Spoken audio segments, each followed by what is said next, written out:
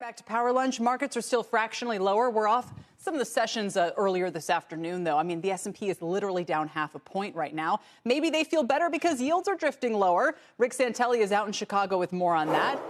Rick, we've had inflation. We've also had Besson's testimony today. What do you think?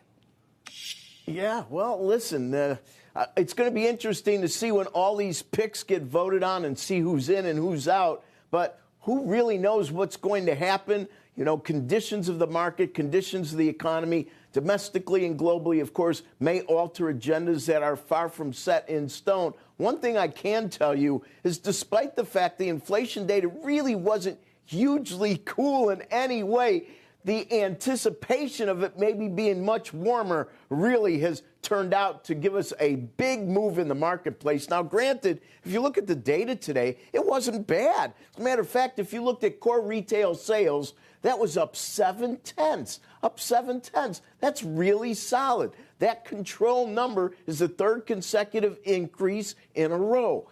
And if you continue to look at the year-to-date of two-year note yields right now, the short maturities, the ones that didn't rally as high as the long-dated, they're toying with potential new low close of the year. And let's go to the long end now, Kelly, because the long end, I think, gives you the most technical information, at least based on all the traders I'm talking to. They're talking about that breakout in the 30-year bond. There it is. It occurred right towards the end of the year when we closed above that 481-ish level. Now, let's zoom back a little bit. You can see that on the right side. Then you go back to April on the left side and see that 481 area. And when we closed above it, we had some momentum. Now, if we go to the charts on an intraday basis, that close took us to a double touch at 5%. Without a close above 5%. And now as we come down, many traders are looking at 30s and 10s to see where they consolidate. If we start to close below 480 in a 30-year bond, if we start to close below 450 in a 10-year note,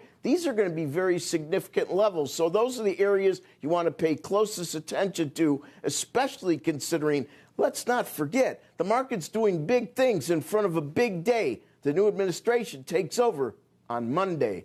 Back to you. Okay, we're watching 480 and 450. See what happens.